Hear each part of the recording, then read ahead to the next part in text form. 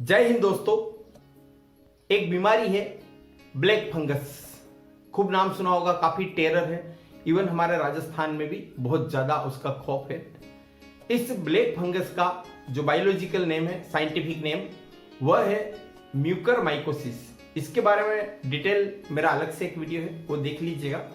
अभी हम बात कर रहे हैं इस ब्लैक फंगस से भी कई गुना ज्यादा घातक, जी हाँ, कई गुना ज्यादा घातक एक नई बीमारी आई है, व्हाइट फंगस। इसके बारे में हम जानेंगे। सबसे पहले देख लीजिए व्हाइट फंगस, इसको साइंटिफिकली और क्या कहा जाता है। तो इसका अन्य नाम जो है ना, वो देखिए कैंडिडोसिस। कैंडिडोसिस। अब यह बीमारी यानी व्हाइट फंगस सबसे ज्यादा इंफेक्शन कहां पर फैलाती है? हमारे फेफड़ों में। कहां पर? हमारे फेफड़ों में। इस बीमारी का प्रकोप बिहार के पटना में अभी ज्यादा चल रहा है और हमको अभी से सतर्क होने की जरूरत है।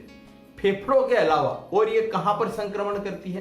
तो फेफड़ों के अलावा हमारी स्किन को यानी त्वचा को, त्वचा के साथ ही नाखून, मुंह के जो अंदरूनी भाग है, आमाशय, आंत, किडनी, यहां तक कि हमारे ब्रेन को भी इफेक्ट डालती है, उसको भी प्रभावित करती है। अब यहां पर देख लीजिए कि हमारे शरीर में ये जो व्हाइट फंगस बीमारी है, ठीक है कि नहीं, यह प्रवेश कैसे करती है? तो नाक या मुंह के रास्ते इसका प्रवेश होता है। यहां पर एक चीज और ध्यान रखिएगा कि इसके लक्षण क्या है। अब फेफड़ों का संक्रमण व्हाइट फंगस में बिल्कुल कोरोना जैसा है, यानी लक्षण भी कैसे होंगे? कोरोना जैसे होंगे। तो कोरोना और व्हाइट फंगस में डिफरेंस करना मुश्किल है। जो नवजात शिशु है ना, उनमें ये जो व्हाइट फंगस है, यह डायपर कैंडिडोसिस के रूप में फैलती है। इसमें मुंह में सफेद धब्बे हो जाते हैं। महिलाओं में ये जो व्हाइट फंगस है, यह ल्यूकेरिया का मुख्य कारण है, यानी व्हाइट फंगस की वजह से महिलाओं में ल्यूकेरिया यह रोग होता है। श्वेत प्रदर भी कहते हैं हिंदी में। अब जांच कैसे की जाए?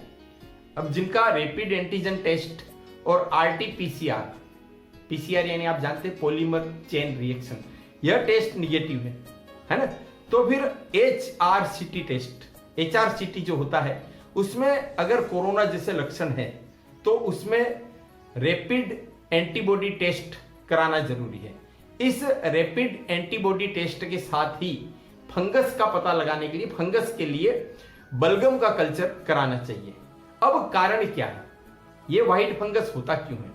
वही कारण है जो ब्लैक फंगस के कारण है। अब क्या कारण है? हमारी इम्यूनिटी का कमजोर हो जाना, यानी रोग प्रतिरोधक क्षमता में कमी। डायबिटिक पेशेंट, यानी जिनको डायबिटीज, मधुमेह, शुगर है, उनको डायरेक्ट और बहुत जल्दी संक्रमित करेगी। इसके अलावा स्टेरॉइड का लंबे समय तक सेवन, ये कारण है। इनसे हमको बचना है, सावधानी रखनी जहां तक हो सके। अब ज्यादा खतरा किनको है? एक तो कैंसर के मरीज जो दवा पर डिपेंड है, उनको व्हाइट फंगस से बहुत ज्यादा खतरा है। जिनको किडनी ट्रांसप्लांट की जाती है, वृक्क का प्रत्यारोपण। अब आपको पता होगा कि जब भी अंग प्रत्यारोपण करते हैं ना, तो कुछ दवाई दी जाती है, वो शरीर की रोग प्रतिरोधक क्षमता या प्रतिरोधी क्षमता या इम्यूनिटी को कम करती, कमजोर करती, ताकि हमारी बॉडी उस ऑर्गेन को एक्सेप्ट कर सके। तो ऐसे में ये बहुत ही सहज वे में आसानी से शिकार बन जाते हैं व्हाइट फंगस के। लंबे समय तक जो ऑक्सीजन या वेंटिलेटर पर रहे हैं कोरोना रोगी, वह भी डेंजर जोन में है, उन्हें भी व्हाइट फंगस का ज्यादा खतरा है। अब बचे कैसे? तो सबसे पहले ध्यान रखिए कि जो वेंटिलेटर और खास तौर पर उसकी जो ट्यूब्स वगैरह है, वह बैक्टीरिया फ्री होनी चाहिए, यानी जीवाणु मुक्त होनी चाहिए। ऑक्सीजन सिलेंडर है ना, वह ह्यूमिडिफाइड, उसमें जो है ह्यूमिडिफायर, उसमें स्टरलाइज वाटर का प्रयोग होना चाहिए। और जो ऑक्सीजन हमारे फेफड़ों में जा रही है ना, वह फंगस मुक्त होनी चाहिए। उम्मीद है कि ये जानकारी आपके काम आएगी।